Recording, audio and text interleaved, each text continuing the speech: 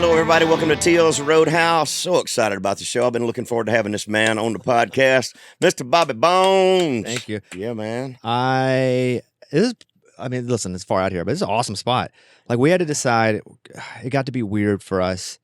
There was like this weird threshold of when my show started to get big and I started to do some TV stuff, where you get a certain level and weirdos come, but you're actually not famous enough for weirdos, but you have a bunch of weirdos. Yeah. So it was this weird place where my wife and I, where I'm not famous, but I'm known enough to have weirdos. So they're coming by the house. We had a side road by our house. And it was the house you came to when you came the last couple of years. So we moved from there. Yeah. And we were deciding where we're going to live. Do we want to move like out here? There's a couple places. We looked at, and it's awesome out here. It's just so far to the airport. And I just travel so much. Like if I was busting it like you, I think we'd have been out here. The thing I like about this side of town is we are on the airport side, and I lived over in Brentwood for a little period of time. And if you've got a 9 o'clock or an 8 o'clock in the morning flight, trying to get through that downtown traffic to get to the airport on this side of town, so it's I've liked it over here. But when I bought my first property, my first house out here in Mount Juliet, I mean, I looked all over. We looked in Hendersonville, we looked out in West Nashville, we looked all over the place, and I just fell in love with the area. And it was very small back then. That was before the mall came. Everything was just 2-lane roads. The road that I live on was still a gravel road back then. You got to go 100 miles out to find a gravel road these days. It's all changed. Yeah, I mean, we stayed pretty close to where we were, mostly because it's close to town. But I go to work at 4 o'clock, so there's no traffic. Yeah. Like, it's brutal. Yeah. It's brutal. I mean, I left there to come here. Do you ever get used to that? No. I mean, I would have a hard time with it. And, you know, I do it every now and then, but that would seem to grind on you. You take a nap in the afternoon sometimes, or you try to grind through?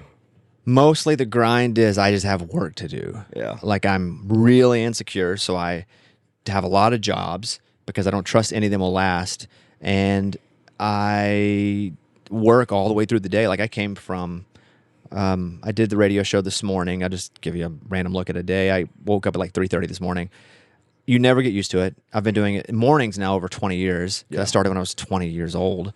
And so I've never had one of those, oh, what a beautiful morning, ever waking up that early. It sucks. So I'm up at 3:30. I get into work. The show starts at 5 because it's got to be at 6 on the East Coast. So we're on at 6 on the East Coast, 5 our time. And we'll go till 10 on the air, but then, our podcast is quite robust. So we'll do some extra digital work. I have commercials and liners for like 30 cities afterward. I do, NFL's hired me now. I do a podcast for the NFL, and Paramount hired me to do a podcast for them in Yellowstone. And so the days are pretty jam-packed, and I'll usually stop talking about 2:30 or 3. So if I get sick, it throws everything off. Yeah. So I'm a total weirdo, much like a singer is, and I think you relate to this. I feel like I could get sick at any point, and then everything's off. Yeah, because everything hinges on you. Constantly. I mean, you are the focal point of everything. How do you manage your motivational self? I mean, because that's a lot of stress to put on one person, and knowing that there are that many people depending on you. You a motivational book reader? Is there a routine that you get through? Do you try to hit the gym first thing in the morning before you go? Do you do some cardio? Nothing before I go to work. It's 3:30. Yeah. I hate it. Yeah. I wouldn't say I'm a motivated person. I'm a very disciplined person. How did you develop that? Growing up on food stamps.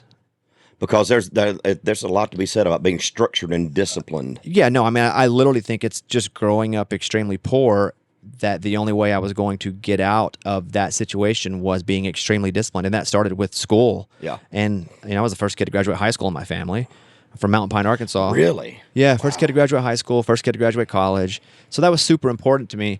And I was a smart kid, but I went to a really small school in a really rural area of Arkansas, so it wasn't like the education system was really helping me out. Yeah. But I was very fortunate to know at like 9 or 10 years old, the only way I was getting out of that situation that I was in was by being consistent. And so I think the discipline comes from a fear of not having anything anymore. Because discipline is the hardest thing to have. Without a doubt. Motivation comes and goes. Inspiration is a flurry in and out as well. Because you can get motivated, read a good book, hear a good song, see somebody do something, I'm motivated, I'm inspired. But it's those days where it hurts I mean, that's where you make your money. And I don't feel like I think I'm really good at my job, but I don't feel like I'm great at my job, but I'm really good all the time.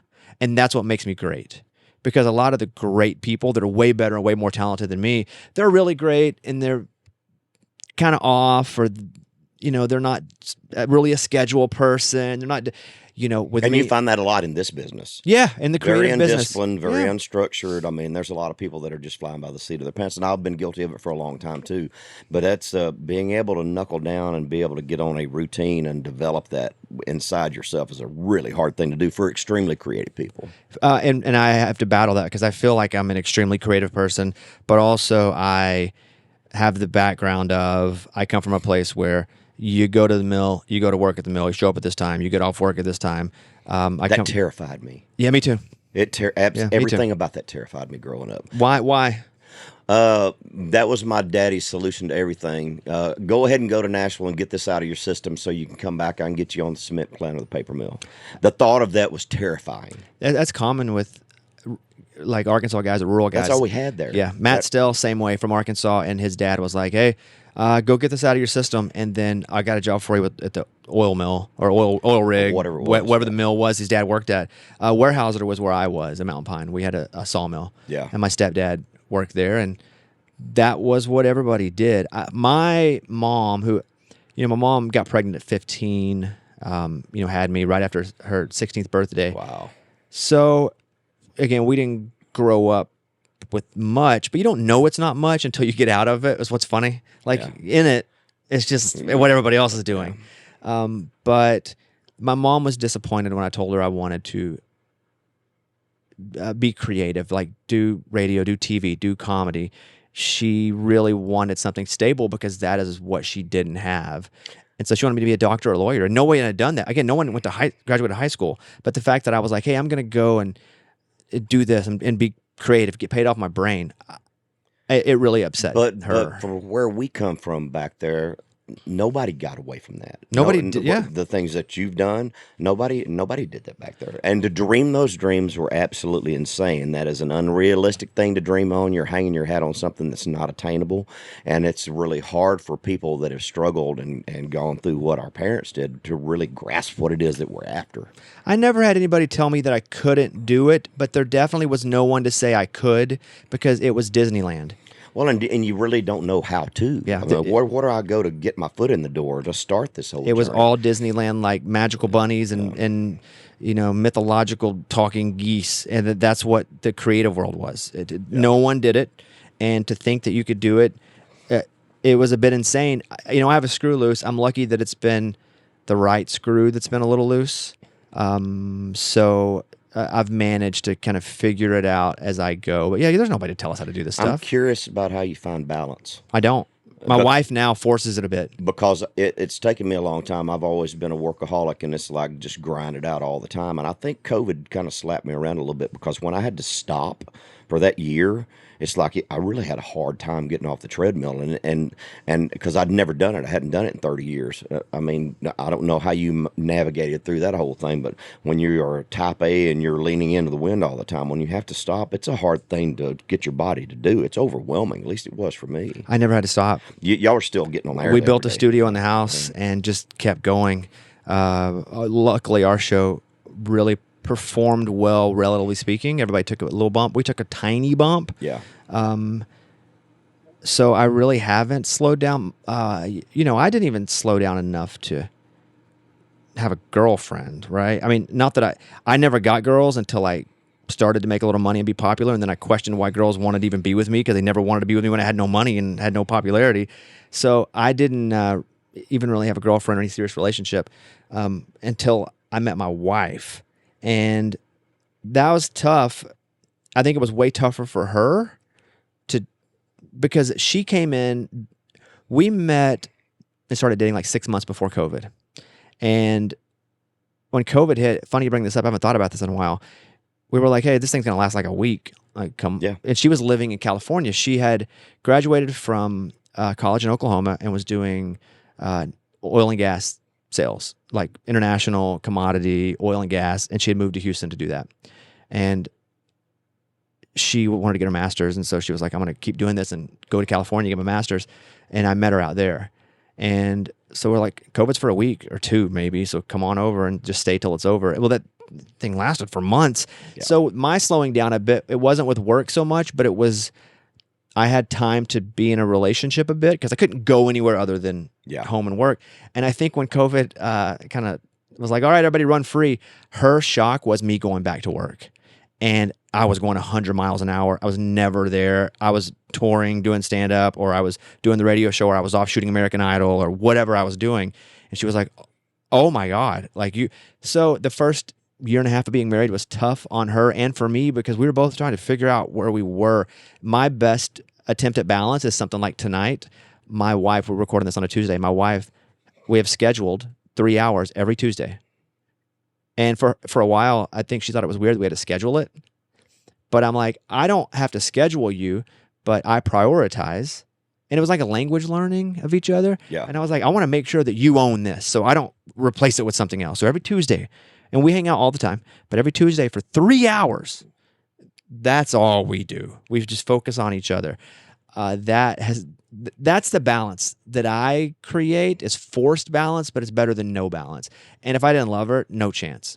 I never thought I would get married. I never thought I would care about anybody enough to be balanced. But my balance is a calendared in forced balance. When I finally realized that I need to structure in my life, I started with a day runner, and I started writing everything down in the day runner.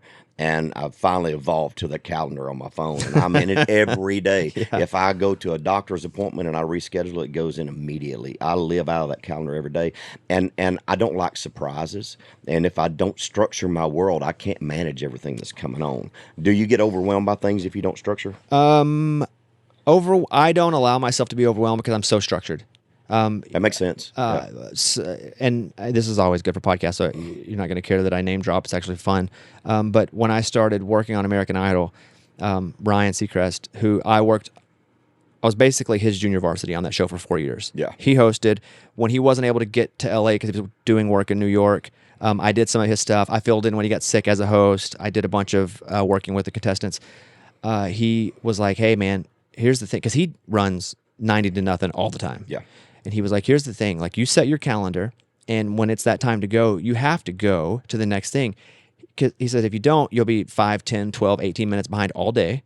And if you leave at 12 o'clock, when you say I have a 12 o'clock out, they'll always respect your out from then on.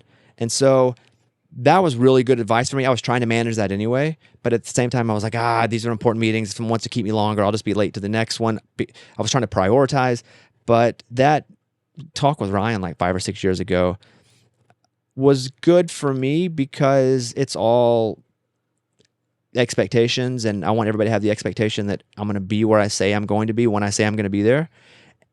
And feelings only get hurt for a second, but it makes everybody more efficient, more dependable. Well, it's kind of a respect thing too. And after running my business for several years, if you've got a meeting scheduled with somebody, I don't like being stood up, and I don't like people being late because my time is too valuable. And I look at everything that I have going on that same way. So if I say I'm going to be there, unless something drastic happens, I'm usually a 10-minute early guy. If I'm on time, I'm late already. Yeah. And that's the way I am most of the time. And situations happen. But I think that that's very important in the world of business because we're all running on such crazy schedules all the time. I'm very structured though. Yeah. As a creative, and to also be, right brain, left brain, both at the same time, gets to be a bit difficult sometimes. Are you trying to balance out by taking vacations and things? Oh, vacations are tough. Yes, though my wife, who has been the most balancing part of my life because she forces me to do things, and she is also, I don't like vacation. I never really took them. I would just if I took a week off radio, I'd go and shoot a TV show. Like I would schedule it that way. Yeah. It was even when I was in college, it was like spring break. Well, spring break, but I want to do 2 shifts this time because I can actually make the money to pay my, rent, insurance. I can pay it off quicker this month. So I always did that with time. But she will go, we're going to go somewhere where the time zones don't match, so you can't work. So, we go to Europe, and that's a long way from Arkansas. Yes, I never went to Europe ever my whole life. I didn't travel at all until I got to college. But my wife is like, we're going to Europe. We're going to go to Italy. can't work really while I'm in Italy because it's a different time 6 zone. hours different. Yeah. So that's been. I'm very structured, very disciplined. I create space to not be, which is kind of an oxymoron. I create space to go and be bored and free, but I do have to create those places for me just to go and have space in order to create. If it's writing jokes or writing a comedy song or working on the radio show, things to talk about. It's a balance. Never do it right. I was in therapy yesterday. Therapy's been a big part of my life. Never knew of it really growing up. Wasn't like, they didn't tell us about going to talk to somebody about anything. And so I started going to therapy. I didn't have a dad growing up. I had a stepdad later in life, and my mom was an addict, and she died in her 40s. And so there's just a lot of stuff to unpack early. But yesterday, I've never really felt like I was a perfectionist because my product is never perfect, ever. I have a very imperfect product.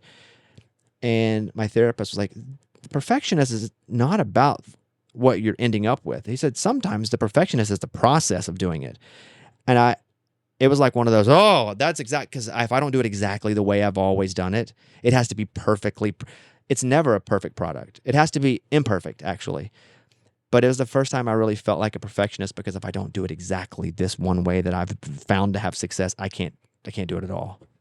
When did you find that you needed that? Because I've had to go through the same process, marriage counseling, different things that you learn along the way, because things get overwhelming at times and you put too much on your plate. And I've had to learn to manage through that and learn with getting, just carried away with myself and all that stuff too. And it's real easy to get carried away with yourself. Especially in this world. It is. Yeah. I mean, if I'm being really honest about it, I went as a bit. We got it on insurance. I never had insurance. And so when I got insurance at like 25 years old, I was like, wait, therapy? That's what weirdos do on TV. That's really what I thought. I was like, I'm going to go and I'm going to do therapy for like 4 sessions and pay a copay and have some material to talk about on the air. And it definitely was, I'm not good at like communication one-on-one unless there's a microphone in front of me. I'm not good at vulnerability. I never had a masculinity issue, meaning I never felt like I had to be the man, because no man ever told me that. So that's never been the issue, but mine was vulnerability. I couldn't be weak because I had to raise myself for a lot of my life, and so I never felt like I could be weak, nor could I show weakness. And so it was never a masculinity thing with me. It was always just hyper vulnerability. And I started to feel, and I started to have the ability to be just a little bit vulnerable in this room with this lady who was my first ever therapist. And I was like, this is not a bit anymore. And like I would cry, and I don't cry, again, not because it's not masculine, but because it's vulnerable. And I started to actually go, wow, I'm feeling human emotions. It wasn't even like cathartic things, but that can be a little scary too when you start to, absolutely. When you let the crack in that scariest wall come down a little, it's terrifying. So I started to, about 3 or 4 months in of me just doing a bit, it started to actually feel like something that was at least giving me some understanding as to why I was the way I was. Now I've been doing it for 15 years, and I tell people that come from places like where we come from, just because it's people going to a shrink on TV, like find out what it is that you'd like to work on and go. And it's going to be uncomfortable, but I've benefited greatly from it. I've found too that sometimes a good songwriting session can be almost therapeutic in a lot of ways too, especially if you're in a room with a couple of people where there's a comfort factor and you trust each other. Because when you come in, you sit down, you're throwing ideas around, you're actually starting to purge yourself a little bit of things that are on your mind, things you're seeing on TV, political, social, personal, whatever it's happening, and you hammer a song out for 4 hours. You feel they're feeling a little bit lighter. At least I always have. Just like with a therapist, you have to trust the people you're with. Oh, yeah. Because again, songwriting is a really vulnerable thing if it's something that's very personal. Yeah, if you're in a heavy song idea, it really is. And yeah, you're exactly right. Except you don't have to pay them, to sit there $125 an hour. Yeah, exactly. Well, what are you going to do? Mine is usually 200 plus. Very similar, but if you don't trust them, you're not going to give them anything. Like as far as like the vulnerable stuff. Well, and I think the first few times that I went, I was like, I'm just going to tell them what they need to know and just kind of get out of this thing. And then as you start to unpack those things and you start to realize that you are getting something out of it beneficial, then you start to let loose a little bit. It takes a while. Yeah, it's almost like working out. Like I don't really get jacked doing it once. And I never really noticed a difference in me getting jacked until I've done it for like 8 weeks. And I'm like, oh, I've put on 6 pounds of muscle. I really didn't notice it while it was happening, but now I can see the difference. And that's been that for me. And if I look back at me and talk to me at 20 years old, I would never think this was the case. I would think I was in Frou-Frouville, honestly, because that's where I come from. And we were trying to have enough Hamburger Helper, to last us the week more than pay bills and go talk to a shrink. Yeah, just suck it up and get on with life. Yeah. One of the things I'm very curious about, I've been wanting to talk to you about this. I want to understand a little bit more of your journey and how you first got your foot in the door. What some of the first steps were that validated your passion and the direction that you were going and where you were heading. What was your entry level? Did you enter in radio? Did you? Yeah. I was a teenager, 17, and I went to the radio station. The first in Hot Springs, or yeah, Hot Springs. The first station that I applied to work at was a country station called US 97. They did not hire me because I was a kid, but I went across the street and applied at the pop station, which was 105.9 KLAZ in Hot Springs, and they hired me, but not to be on the radio. They hired me to do switching out a Rick D's Countdown CD on Sunday and to clean up the lobby on Sunday mornings only. Yeah, and cool. I get to work in a radio station. This is awesome. But I was there in no time, and somebody got in trouble stealing station equipment. And so they would do like sound and light shows, but some stuff just kept missing, apparently. So they fired this guy, and they were like, hey, you have to go on the air. And I'm barely 18. And I'm like, okay. And my program director at the time was Kevin Cruz, still in Arkansas, and like still killing it there. And he was like, hey, your name's going to be Bobby Bones or Bobby Z. And I was like, so man. they gave you Bones. yeah, it's terrible. I hated it. Really? Felt like a pirate or like a porn star or something. I don't even know what it was. Hated it. Because it didn't feel like a real person, and I always felt like I feel like I'm going to be different than everybody else because I didn't really have the big voice. I never thought I could really do that kind of radio. And so it felt weird to have a caricature type name. Even then, even at 19, I was Bobby Bones, but I always thought I would shake it because my real name's Bobby Estel. And I thought, eventually that'll be the name that I go to. But I was at KLAZ in Hot Springs, and once I graduated college, I went to Little Rock, and I worked at Q100 in Little Rock. And because Hot Springs and Little Rock had shared a bit of a listening area, they were like, keep Bones. While I was in Little Rock, I was doing the voice tracking stuff on a few stations, and one of them was in Texas, and I got in a bunch of trouble in Little Rock on the air. We broke into another radio station, took over their airwaves middle of the night, hijacked their airwaves, almost got fired. Brutal. That's Snuck awesome. it. It was now it's like I look back at that dude and like, dude, the balls on that kid. The quick version of that story is there were 2 pop stations, 2 top 40 stations, and they were just like messing with us and like putting stickers on our van. And I was like, all right. So I got my guy who was like part-timer. His name was Gilligan. And I said, hey, they just turned on a country station over there. We had a cowboy hat in the studio. I was like, put this on and walk over and knock on the door and say you work for the country station. You just forgot your key. And it's a new station, so your key wasn't working. And he's like, all right. And so he does, and he goes over and calls me from inside. I told him, when you get in, stand on the toilet. Like, shut the stall, but stand on the toilet so they don't see your feet. Because this is nighttime, and you know about how many people are supposed to be up there. Yeah. It's not like noon when you don't know who's up there, salespeople, everybody. And so he calls me standing on the toilet, and he's like, I'm in. And I'm like, oh, my God, I can't believe that worked. And so I had shown him on the internet the inside of their studio on pictures. So I showed him through pictures how to go into their studio, what levers to put up, because all their different levers were different colors. And I was like, yellow 2, red 1. It was perfect for like hijacking the radio station. So he goes in, and I said, if you pull the audio all the way down on their station, an alarm will go off and the engineer will be called. Pull it down about 80%. So he goes in, he picks up, he calls me. I showed him how to call me from the studio, pulls the audio down to the music like 80% and turns the phone up. Now I'm live and I just hear it, and then I hear it go on the radio. I'm like, oh. So I had told him, as soon as you do that, lock the door, come out, get in the car. And when you get in the car and we drive off, we'll then take over the airwaves. Wow. Worked. I couldn't believe it worked. That's awesome. Yeah. So we're driving around in Little Rock, and I'm on the air, and I'm like, this will be the last time you guys at Alice 107.7 mess with us. And, Bobby Bones Show, listen to it. And he grabs the phone and he's like, F you guys. I'm like, no, you can't say the F word. And so I'm like, oh no. I didn't tell him what you couldn't do. I just told him what he should do. I didn't say what you can't do. So the next morning I get a call like 8 a.m. I'm the night guy, so I don't get a call from anybody at 8 a.m. And they're like, you need to come in immediately. And I really expect to have a parade thrown for me. I'm gonna be honest with you. I was just like, they're gonna be blown away. This is the great. And so I go in, and my general manager at the time, who I really didn't speak a lot with because I'm the night guy. It's not like I ever saw the main man of the radio, all 8 stations that were there. He calls me into his office and just starts screaming at me. And I remember thinking, this is not what I thought it was gonna be. Wow. And it's like spit just coming out of his mouth, and he's like, "We should fire you. They're thinking about pressing charges." He's really letting me have it. My career's flashing in front of my eyes, my very young career.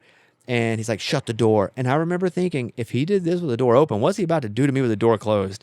And so I shut the door, and I come up, and then he sticks his hand out, and he goes, "That was awesome." And he shakes my hand. And awesome. I shook his hand. And then 3 months later, I was in Austin, Texas, doing nights. But the Bones, because I had been doing like some weekend stuff on that station, they were like, "You have to keep Bones." And I was like, "God dang, this name sucks." And so what got me in trouble in Austin, well, I mean, I put Lunchbox in jail once, and that was brutal. What launched us there as just a show, like a local show, was I saw old black and white film on PBS I was flipping through. I don't even watch black and white, but I stopped. This guy had pantyhose, and he was going at people like, "Oh," because that's always funny as a kid. You put pantyhose over your head. Yeah. And so I was like, "Hey, you should do this. You should put pantyhose over your head and see how people react." And one of the things that we did was it went into a gas station just to buy gum. He just bought gum with pantyhose and left the store. And so he waited in line, bought the gum, left. And I was like, well, that wasn't that entertaining of a bit. Well, the guy hit the silent alarm, and the cops got him, held him at gunpoint, pulled him over on the ground, arrested him, put him in jail. It's all. I mean, they suspend me immediately. The show up to that point really had no momentum. And this is in Austin and top 40 station, just one market. We were suspended for like 3.5 weeks. We didn't know if we were coming back. The station was doing so bad that I don't think that they thought it was going to last anyway. They brought us back. Boom, number 1. We never came out number 1 for 10 years there. And it allowed me to like invest in, I started syndicating my own show with my own money because no one was going to syndicate somebody from Austin because I wasn't New York or Los Angeles. So I'm spending $2,800 a box on a Comrex box at the time, convincing stations to let me go on for free. And we're providing a free service to multiple stations, just trying to get a story. It's much like a song, right? Like, I mean, to have a hit, you need research, you need a story to get other people to play it. Same thing. And so we started to have some success in like Wichita, Kansas, and Abilene, Lubbock, were the early, we'll take the show for free stations. And then I built a syndication with like 40 stations, running it all, had an intern being my engineer, is really just patching stuff together. And then my company, who was paying me, it was Clear Channel at the time, iHeart, but they weren't syndicating me, nor did they ever say no, because they were like, what is this? It's like your kid's like, can I go build a spaceship? You're not going to say no, because he's not really going to go build a spaceship. Well, I asked, can I go build a spaceship? And I built a freaking spaceship. And so they were like, oh, you're on a lot of stations. So they came in and bought a majority of the company that I had started. And while this was all happening, the thing was, I was building the show and I was going in all these markets, but I had too much of an accent for some markets. They were like, this hillbilly can't do pop music. I didn't even care what format it was, honestly. I just wanted to talk and give a crap about the music. But since I was from Arkansas, I talked like I was from Arkansas. And I was having Eli Young Band on and Dirks and Willie, and I was just putting on people that I liked. Yeah. And some of the stations did not like that. So it became, this guy's a little too country for pop, which is crazy because once I got here, it was like, this guy's too pop for country. So I've never really had a place. I've kind of just been like, I don't know, normal, but never like a specific genre. And that's really the whole part of my success is I never really conformed, but I wish I could have. I wish every step of the way, I wish I wanted the ability to conform, but I didn't have the skill set to do it. But the greatest thing for me was that I didn't. Yes, absolutely. And I had to develop all of these ways to build a syndication company when no one wanted it. But then I had all the skills on how to do it, and I knew the money it was making and how. And then it was. But you basically did it for free as a startup, just to kind of get. I wish I had money. I wish I had. I didn't speak with a hillbilly accent. There were all these things I wish, but it was the greatest thing for me. Were you inspired by Stern as far as the shock element? It seems like there was some of that stuff that intrigued you a little bit. Letterman, way more than Stern. Yeah. We didn't have Stern. In Arkansas, Howard Stern did not exist until Private Parts, the movie, came out. I did not know of him. Now, when Private Parts came out, I was still in. Were there other? Always been a little bit of shock jock in some of the morning shows. Carl P. and Jerry House and all those things that were going on. Jerry had a little of the shock effect going on with him too early on. I don't know if you remember hearing him when you were younger. So I was never here, so I You never heard. were exposed to any of that. What about Little Rock? Was there any of that Like stuff? Tommy Smith? That's kind of a little bit more reserved back there. Yeah, definitely so. Yeah. And for me, it's never been shock as much as it's been just unapologetically be yourself, which at times can be shocking for people. Yeah. Because it's not following the rules. But I didn't know the rules. So it wasn't that I was purposefully not following the rules, is what's crazy. I didn't know the rules. Nobody wanted to teach me the rules because I wasn't an investment worth investing in to corporations, to the companies, until I could prove I was. But it's a similar, like I went and did Dancing with the Stars and I didn't know the rules. I'd never danced.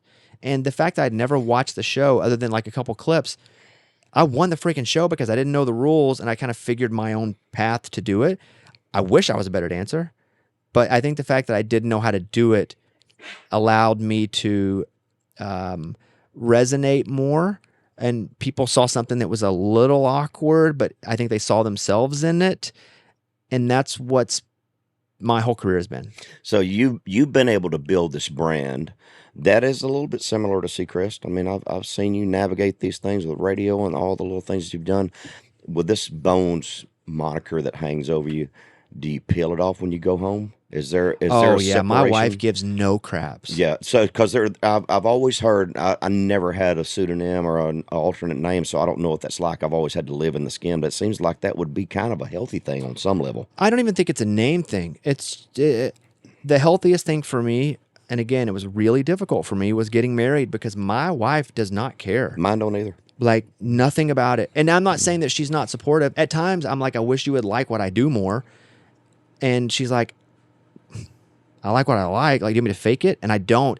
The ego in me sometimes wishes she'd fake it, but like the real human in me is glad she doesn't. Yeah. So I didn't have this separation until I got married. Yeah. It was just the same. I was the same person.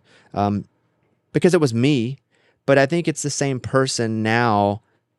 But there's a difference between being on all the time Absolutely. and going home when you go in your bedroom at night and you close the Yes. door and you brush your teeth and you take your glasses off and you get in there, turn the TV on or whatever. There's a different person that comes out when you're away from the lights and the sounds and the cameras and all that stuff. Well, there has to be on some level. There is. I couldn't go this hard, and I'm not an extroverted person. Yeah. I'm extremely introverted whenever I'm not on stage or on a podcast or on a radio show. I have nothing to say.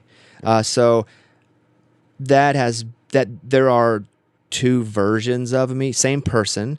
I don't have a very good memory. So the reason that it's the true me all the time is I can't remember to lie enough. I can't remember my lies. It's too hard to keep up with. Because I would lie all the time. I would give the best stories and I would lie. Man, I just can't remember them. Did you do that as a child? What? Lie. Like pretend that you were there to make up these yes. characters and things. That yes, yeah. I had like a bunch of fake friends, like a bunch of imaginary friends. Yeah, because I didn't really have many friends. So yeah, I did yes, I was a weird kid. That's the answer to that question. I was just talking to my staff about this yesterday, talking about weird kids, and I was talking to my staff, and I was on the air. And I was like, man, weird kids are either going to be your boss one day or they're going to be a psycho killer. There's really not a middle ground for really weird kids. They're either going to be so weird, and they're weird because there's something creative in them. They're not feeling the need to conform, to do whatever everybody else is doing for whatever reason, or they get the crap beat out of them. And that was me too a little bit. And so they're either going to think differently, therefore act differently, and that's either going to be your boss or killing 7 people in your hometown, one of the two. And so luckily I'm not a killer. Let's go musical, man, because I remember down in Florida, it's been a few years ago that we actually shared the stage together. Where does the musical part of it come from, and how does it fit into the picture with you? It doesn't. The comedy music, I have to put comedy on the beginning of it. I just had a comedy special on CMT last week, which I'm super proud of. Cool. Because I did not come up through the stand-up comedy world. Like, I didn't do the clubs.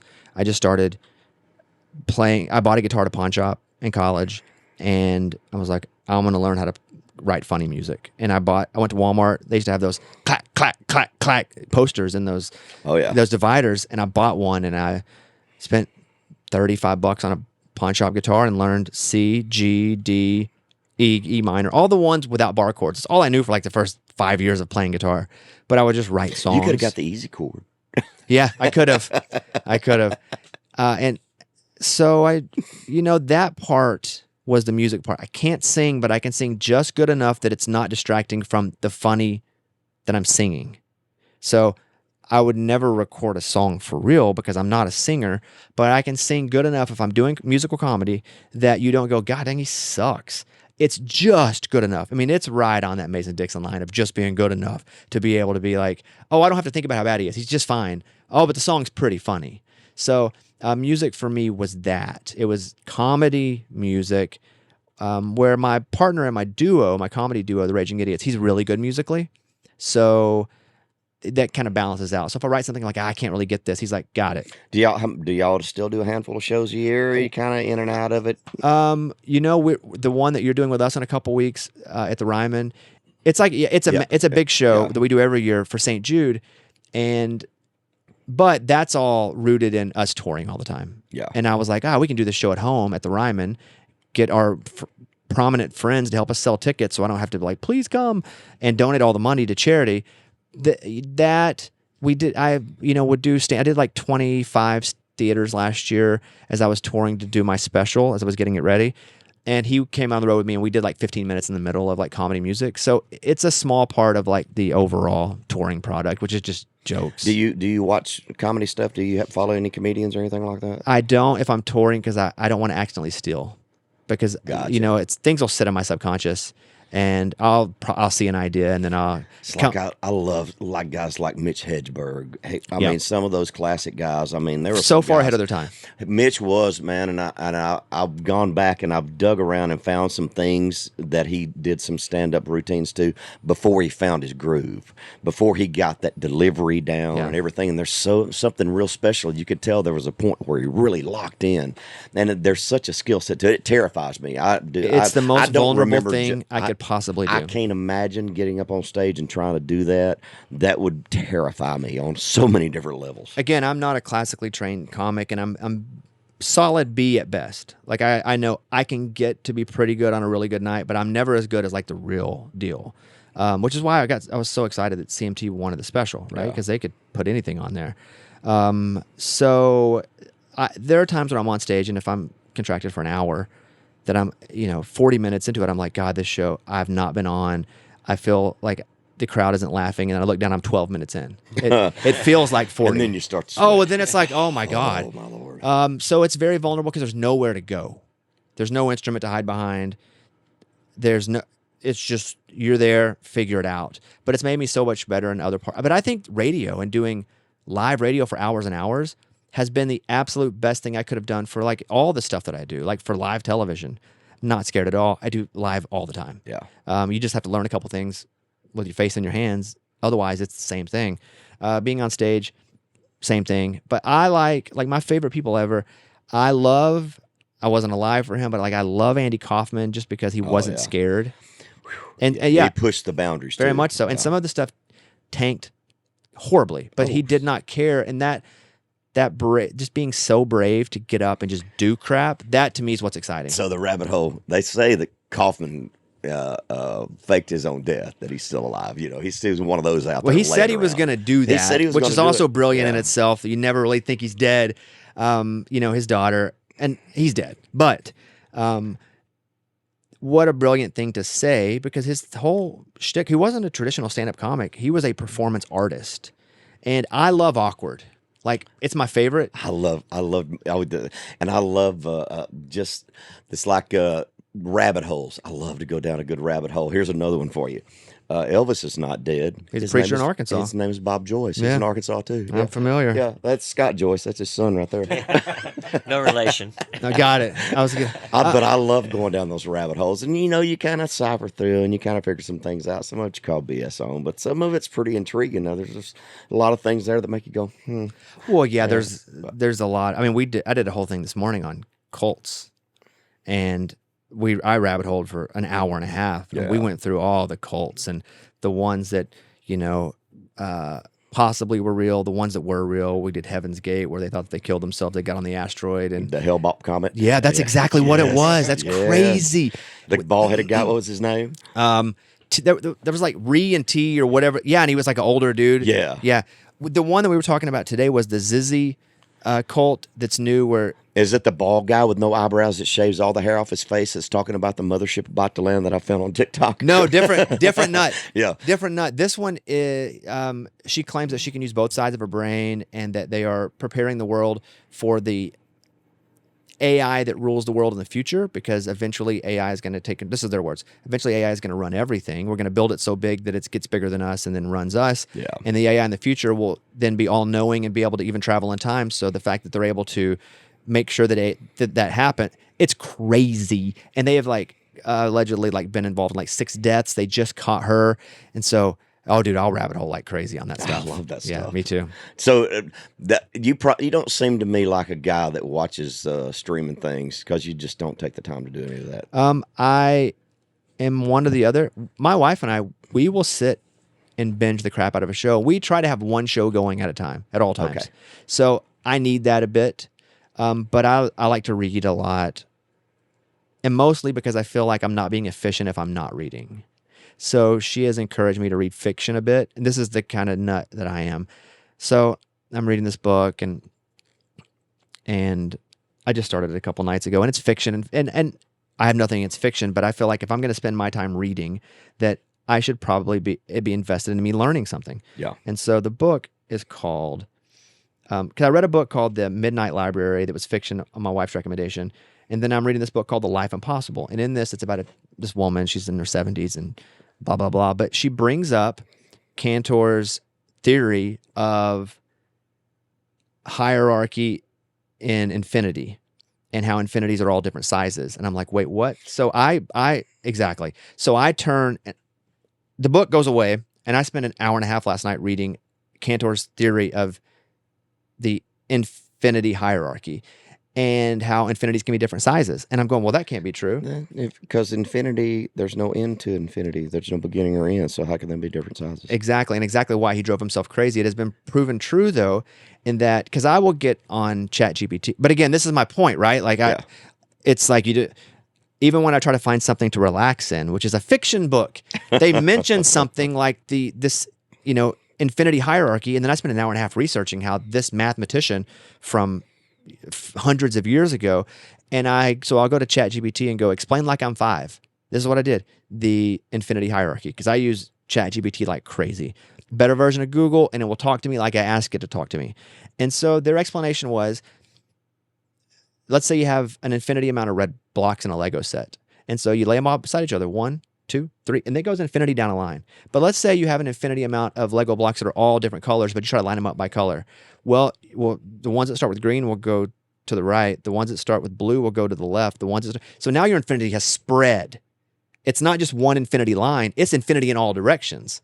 And so that's how an infinity is bigger than an infinity that is straight line infinity. But again, who cares, right? Like, I'm trying to read a book that's fiction because my wife's like, you need to get your mind off stuff. And that's where I go. And so it's a bit of an illness, but it is my superpower, and I just try to balance it. That's crazy, man. It sucks, and it's awesome. But I understand both of those. I did something similar with that with Dan Brown, Da Vinci Code. Yeah. I went so far down the rabbit hole of the Freemason stuff, especially. Went so far down that rabbit hole that I wound up joining them. So I'm all about going down the rabbit holes, for sure. That is how I became a stripper. So you joined the Freemasons? Yeah. We just call them Masons in Arkansas. Do you guys just call them Masons, or you call them Freemasons? Either one. You have a handshake? Yeah. Cool. It's all out there on the internet. I can't tell you what's right. No, I know. What's wrong, it's all out there. Yeah. I did research for like 5 years before I joined. How do you even find one? It's like a hitman. How do you get a real one? Like, how do you know you're not like the fake Freemasons? They're everywhere. Yeah. They are everywhere. Yeah. As above, so below. Have been accused of being in the Illuminati a couple times, which is kind of fun. And I had a couple symbols in my house that I did not put up there, as the old house that we bought, that were Illuminati-ish. And so they'd be in the back of a picture. And then people are like, how are you? And I can understand this, but they're like, how are you getting to be successful when you're not that good? And you have Illuminati symbols in your house. They're They're like, you must be the Illuminati. I have a Baphomet statue. Yeah, don't let him bring that on the road. It's about this big, but I have one of those in my basement. Yeah. Kind of for the same thing. It's like, dude, you're not the best guitar player in the world, but you get to keep doing all this cool shit. Like, how is it? And I just pointed to the Baphomet. So I was down at the Super Bowl just this last week, man, and I know you were down there. Yeah. What an experience! Wasn't one of the best football games I've ever seen. The game's not supposed to be, though. If you're not, were you a fan of either team? Like a diehard? Okay. No, not really. But I've been. This is like my 6th Super Bowl that I've been to. My 3rd one in New Orleans, actually. But I was disappointed in the game. I thought it was going to be a closer game. You know, the spread was like Kansas City by 1.5 or something. It was supposed to be pretty close. It was kind of a blowout. It's a little questionable, some of the things that I see that make me just go, what's really going on? You know what I'm saying? You hear a lot. I work for the NFL, so everything to me looks as good as possible. I understand. The Super Bowl for me is, growing up, that was, again, another Disneyland thing where that's not real. Real people don't get to go to that. Yeah. Like, that's what it felt like. You come from a small town like us, who goes to the Super Bowl? And then you read how much tickets are. And so when I was probably 25 or 26, I became really good friends with the former tennis player Andy Roddick, who was number one, won the U.S. Open. Him and I became really good friends, and he lived in Austin. I lived in Austin, and he would travel the world playing tennis and be back 3 or 4 months out of the year, and we were just thick as thieves. And so he would go to the Super Bowl, and he's like, "You want to go?" And I'm like, "Really? Let's go. That's awesome." Yeah. And so he had a plane, first time ever been on a private plane. And so we would go to the Super Bowl. And so we went to the one in Miami whenever I watched Drew Brees win that one over Peyton Manning. And we went to the one in Indianapolis, which was the Giants beating the Patriots. Eli Manning won that one. So I was always very grateful, and I got to text him back because this year I got to do that to my guys. Since I did the NFL TV show on that Thursday night, NFL Honors, where I presented an award on Fox. And so they gave me 2 tickets for that and 4 tickets because I work for them in the contract. So we have a plane now, and I got my guys, and we went down and worked a little bit, but then I got to take 5 friends to the Super Bowl in the same way that I was taken to the Super Bowl. And that was so much cooler than anything else, was to be able to do that because that was done for me. But yeah, it's crazy. Like, it's I don't really go to the parties or anything, but it's a hub. It's such an event that if you ever get a chance to do it, it's something that everyone should get to experience at least once in their life. You really won't want to do it a second or third time unless it's like your team or work. Yeah. But if you go once, that's what I told my guys before. I was like, you're just gonna want to go once, like, and then you're gonna get there and go, oh, this has been really cool. But it's a lot of work. I mean, meaning just to get around. Yeah, because they had everything barricaded off like blocks back, so you're not going to get a ride. Did you pay for tickets? I had a deal worked out. I played a private party for the governor, who's a personal friend of mine. Louisiana. Mm-hmm, of Louisiana, and they had moved the governor's office down to the French Quarter, so everything was down there, and so they set up everything for me. Yeah, same. I never paid for the tickets. I wouldn't have paid that much for the tickets. Same, unless it was my team. Yeah. The only times that I'll pay real money is like when Arkansas, is playing somewhere far in the NCAA tournament. Oh yeah, I mean, it's tough. Yeah, yeah. We're diehard. I'm a diehard Hog fan. Like, I live and die with them. So I've been dead a lot. We've had a rough few years. It's been tough. And we keep praying that next year is going to be better. It just never comes. Yeah, it's tough. But we got a good baseball team. I'm in the Illuminati. Why don't they help us is what I wonder. Yeah, good baseball team. I love Coach Van Horn, but it's like even then, the Oregon State, we dropped the foul ball. We ended up losing the national championship. That was the most painful thing I've ever seen. That was one of those moments when you knew when they missed that foul ball off the first base line that it was over. You just felt all there go... It's crazy. It's like I've never seen anything like it. It happened so fast, and you knew that it was over. And I've gone up to go to Omaha a couple times, but we didn't even make it last year. I want to go to the College World Series. I've never been. It's fun. Baseball's fun because it's a niche college sport, but Omaha's a pretty passionate place. They do it right because it's always there. Yeah. So they know how to host college baseball fans. Well, and it's not such an overwhelming spectacle. It's still really, it seems it's a smaller stadium. Yeah. It's not this big, massive stadium. But it's one of the things that I want to experience in the next few years. If we go this year, hop on the plane with us. Let's go. The problem is I'm always working. Dude, we prioritize. But also, it's not always weekends, right? I think I went to watch play Florida State a couple weeks ago, but we went there and back same day. So it's like we went on a Thursday, watched the game, came back, 'cause I had to be on the air the next day. So we do it again. Let's go. Yeah. If it's not a weekend, you're not on the road. I'm all about it, man. Yeah. Yeah. So what's next on your list? You got so many irons in the fire. How do you navigate all that stuff? I mean, we talked about schedule and all that stuff, but god dang, man, you got a lot of stuff going on. I'm just meticulous about it. I'm a little burnt right now because I have too many things, but just for like 3 months, but I would do it again because because I'm doing like multiple podcasts for other companies, not even my own stuff. Like I work for NFL, which is awesome, and I do a podcast with Matt Castle, who was a quarterback. I remember Matt Castle. Yeah, he played for the Patriots and the Chiefs, made a bunch of money with the Chiefs.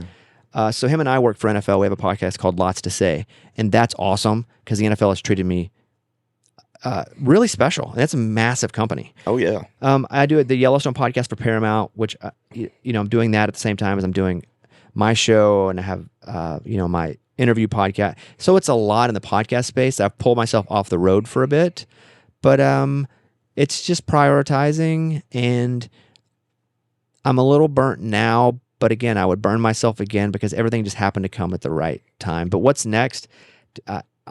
Surviving. I mean, that really feels what it always is. I was really proud that my comedy special was picked up by CMT. I'm really proud of anything that I do. And I didn't watch it. I didn't watch it when it was on. So I can't watch me. And I think that's common. Like, who wants to watch? I don't watch it either. Yeah, I didn't watch the television. Yeah. But I was really proud of that because I've come up through that world in a completely different way, much like I did radio, much like I did television. Like when I went on to American Idol, they were bringing me on one episode to teach people how to be interviewed. That's it. And they paid me union minimum, which was $2,200 for the episode. I did not tell them I didn't live in LA because I didn't want that to be a reason they didn't hire me. Yeah. So I paid for my flight to and from Los Angeles, my hotel room for 3 nights, got paid $2,200. I lost like $600 doing that episode. But they were like, hey, will you do another one? And I was like, okay, that's awesome. This is the goal, right? I just want to show them that, one, I'm going to be here and be very dependable. I'm going to be really solid. And occasionally I'm going to be great. But I was like really identifying with the kids because they come from backgrounds like ours. They'd never been to LA except for work. Same for me. Like I'd never got to go to LA or New York until it was go do something for work there.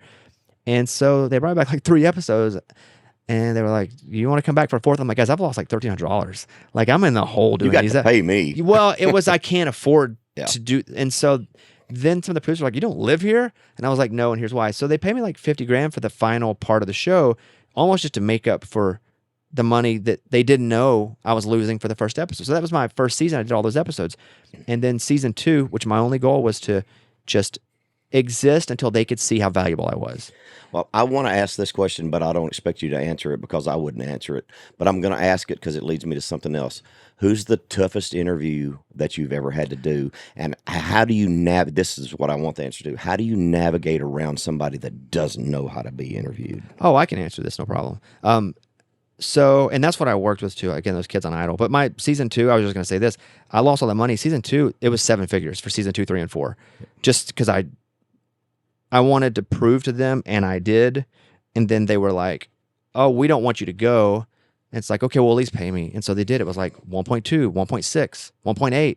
And so I went from losing money to doing that a season on Idol. But that was heavily betting on myself. Interviews. So I had a really difficult one with Hank Jr. And it's on the internet and it's hilarious because I'm at the point now too, Tracy, where I don't give a crap and I don't have to. Yeah. Like I have total respect and I could sing you 30 Hank Jr. songs right now, but he really wanted to smoke his cigar in the building. And I didn't know there was a fight about him not being able to smoke in the building. It wasn't even with my crew. Somebody said you can't smoke in the building. So it pissed him off. And so he's in my studio and he's just grouchy as crap. I don't know him. I have adored him. My grandma was the biggest my grandma was a Hank Sr. fan. And my grandma raised me on Andy Griffith gospel albums, Johnny Cash gospel, not even real country stuff. Yeah. Johnny Cash gospel albums, Ray Charles modern sounds of country music. Like that was what I thought was current when I was a kid because my grandma adopted me for a while when my mom disappeared. And so heavy into Hank Sr. and Jr. she was. So I was more into Hank Jr. because it sounded a little more contemporary. So I was a big Hank Jr. fan. Never met him. So he comes in the studio and he's on one. I don't know he's on one. And he's like, how long I got to be in here? And I'm like, as long as you want. Like, what do you want to do here? And so he does this thing, and he was like, "Can I go?" I was like, "Please, God, go." And so it's on YouTube. It's cringeworthy, but it's awesome. And I respect both of us. I watch back, and like I love both of us for how we reacted. It was never a fight. We both were just not going to take any crap. He didn't want to hear from the person that said he couldn't smoke a cigar, and I wasn't going to deal with anybody sitting on a chair being problematic for me. And it was awesome. He has the ability to be a little terrifying when you sit down in front of him because you never know. I've seen him do things when he was on one at CRS several years ago that were unbelievable. What I saw him do. Well, and I think any other place, I would have probably kind of ceded to let him. But he was in my room, so I was again.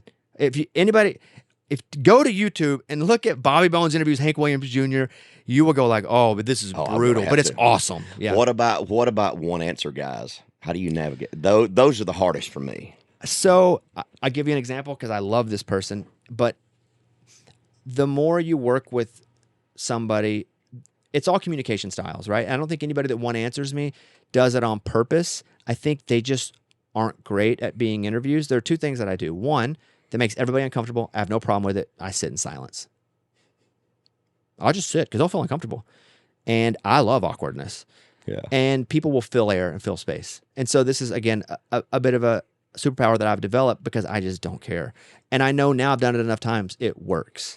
But I will mention Keith Urban, who I love, and I would say I'm friends with. Like, I go to his house sometimes. He is Australian, so his communication style is a bit weird.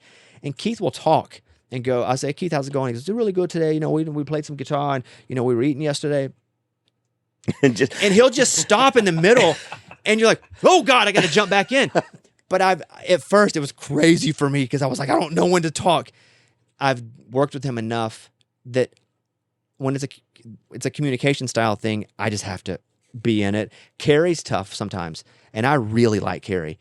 But Carrie is a bit like I am. Like, when she's not on, she's not on. Like, she is Carrie Underwood. Sorry, I think we all figured that, right? Yeah. Carrie's. I love her as a person. Tough to interview sometimes because if she's not feeling it, she's not feeling it, and I respect that. All I want is consistency, and you know, she's pretty quiet. She'll give you that. And now again, it's like, Carrie, you got to give me more than that. I think that's a bit of a benefit. But the other trick that I do in situations like this, if I'm getting somebody who doesn't know how to be interviewed or one-word answers, I'll just tell stories myself. I was like, okay, I'm here interviewing Tracy Lawrence, and you give me a yes. Oh man, I'll talk for 7 minutes. And if you give me another yes, prepare for another monologue. I'm going to give you another 7 minutes. We're going to fill this time, and you're going to learn you got to get the air you can get, or I'm just going to do a show with you sitting here. So I do that too. That's a skill set that's got to be developed, though. It Absolutely. really is. It's confidence. I tell you what, one of the first that I did when I started my radio show, and I was absolutely terrified. I didn't sleep all night because I had Reba. I mean, she was like my first real interview, and I'd never. I mean, from my perspective, I'd spent so many years answering questions and being engaged in conversation, bantering back and forth.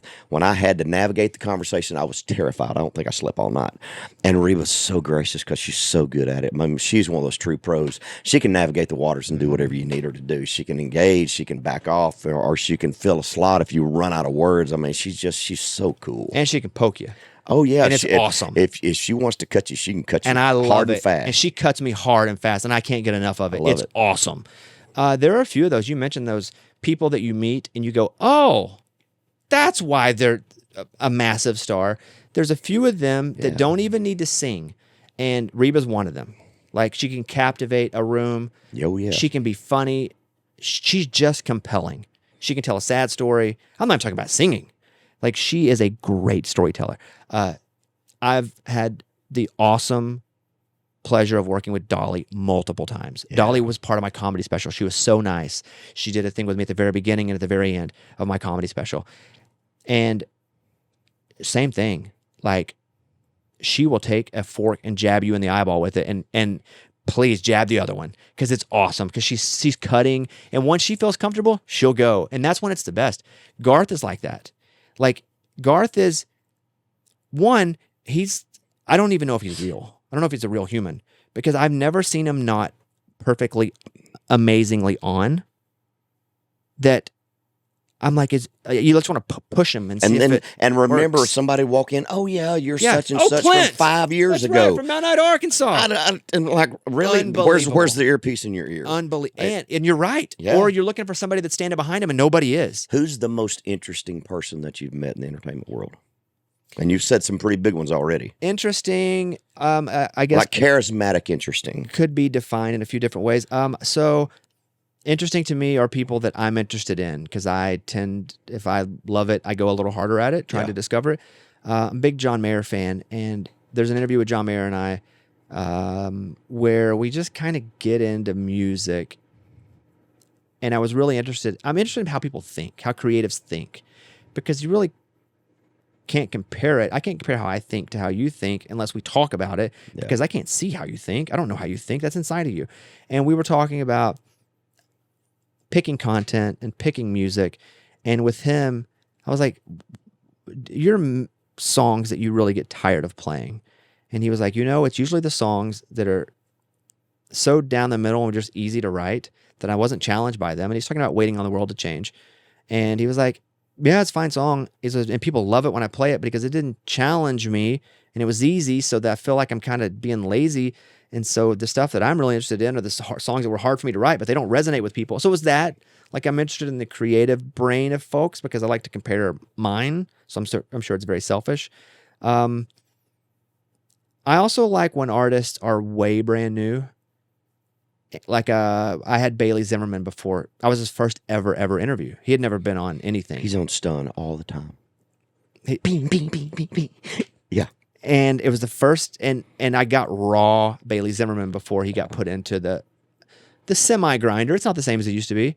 And I like that before they're either conditioned by the industry or conditioned on what to say by the industry. I like when they're raw. So those are always the most interesting types of people for me. Either the raw ones or the ones where I feel like they'll be a bit introspective, vulnerably introspective with me. Who was the first artist you interviewed? Art Alexis from Everclear. And I'm a big Everclear fan. Yeah. I mean, any of the 90s alternative stuff was massive. Because I was a 90s country guy because that talked about where I was from. But alternative music talked about how I felt.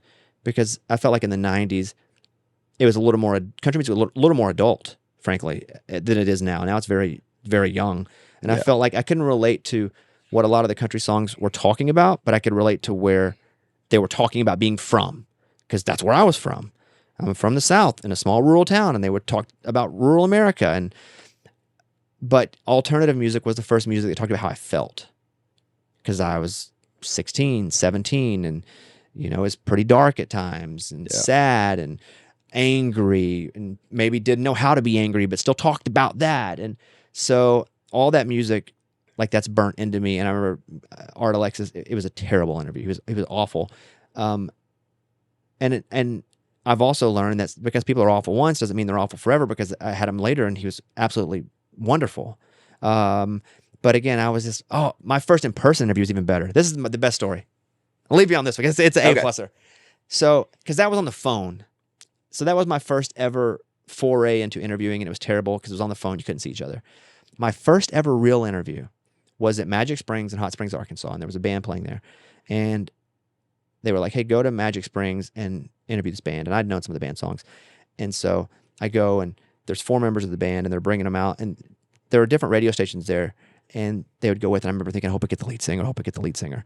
And so they come out, and drummer comes out, and they take another station. The bass player, so it was coming down to the guitar player named Mark or the lead singer. And finally, Mark grabs another station person, and I got the lead singer. It was Darius. And so my first ever interview, a person was Darius Rucker. How badass. Crazy. Yeah. I have the picture still, and I'm 18. I have mutton chop sideburns. I'm just a kid. Darius is a kid. And we've kept in touch and been friends ever since then. It's crazy that, because when he came, he did pop, and then he came over to country. And with me, it was, I'd built this syndication company, and they weren't giving me New York or LA. And so I was just going to take my syndication company out. And they were like, well, what do you want to do? And it was like, I want the biggest audience. And there wasn't a nationally syndicated country show. And I'm already getting in trouble for playing country anyway, so why not? That's what I sound like. I'm not going to get crap anymore for sounding like a hillbilly. So I'm like, well, let me do this on country stations, but I want to change who I am. And they were like, no problem. And so when I came over, Darius was one of the first people to call me and be like, all right, hey, get ready. It's about to get weird for you. And it was for a couple years. But Darius was my first ever like real in-person interview. And still, we're close. It's awesome. That's awesome, man. I know you got a lot of stuff going on. I want to thank you for your time. It's been a pleasure, and I've really looked forward to getting to know you a little bit, man. Thank you for sharing. Have we started recording yet? Oh yeah. Scott, let's see if Scott's got anything. I thought we were just talking. I thought this was like the warm-up. Let's see if Scott's got anything to throw in there. Yeah, come on, give me something. You were talking about awkwardness earlier, and why do you think that's funny? Why does that resonate with people? I just like to feel. I don't feel a lot. I think that's a vulnerability thing where I've always been like, if I don't feel, if I don't get too happy, I won't get too sad. So I don't want to make myself vulnerable. So I just like to feel, and I've found that awkwardness, that punches me. I have no choice. So it would, I'd cringe. I have a joke that I do in my act. I didn't put it on the TV show because it does not play as well on TV as it does in the audience, which is terribly awkward. But I don't do impressions. I'm bad at impressions. And I will go, I'd like to do a few impressions for you.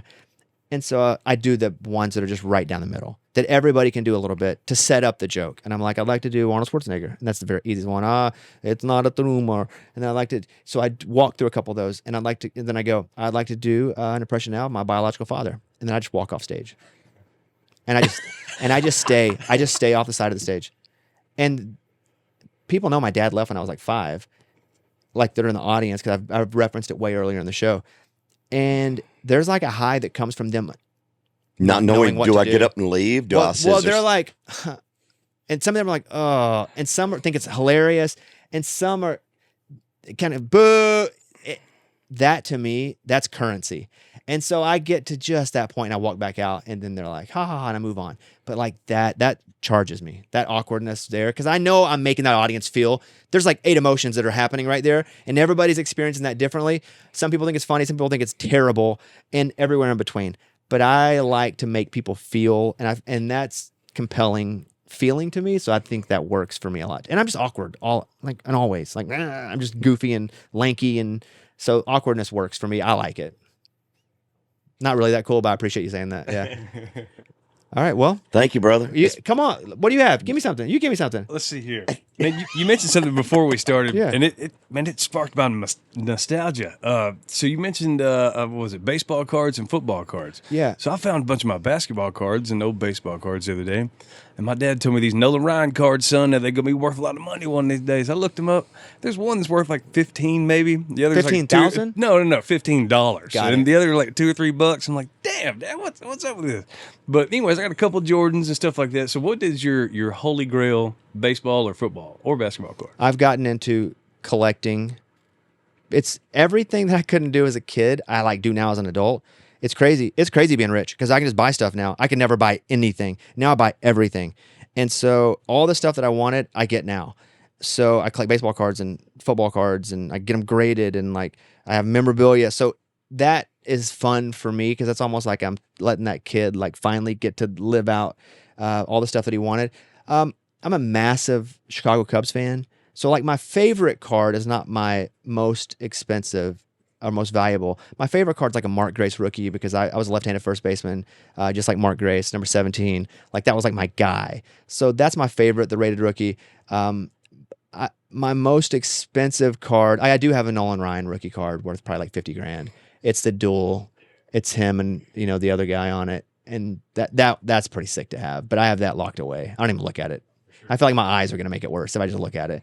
But that's been fun. I appreciate you having me. This has been awesome. It's been a lot of fun. I hope we get a chance to do it again. Yeah, Be on I your got another show again. I got another 2 hours in me. Let's go. Hey man, I can keep going. I know you got a lot on your plate, brother. But thank you so much, man. Absolute pleasure, Mr. Bobby Bones. Thank you. Hey, here's a question. Hold on, turn the song off. Stop. This is a terrible habit I have. Here's a question I have. Okay. How much of what you wanted to get to were you not able to get to?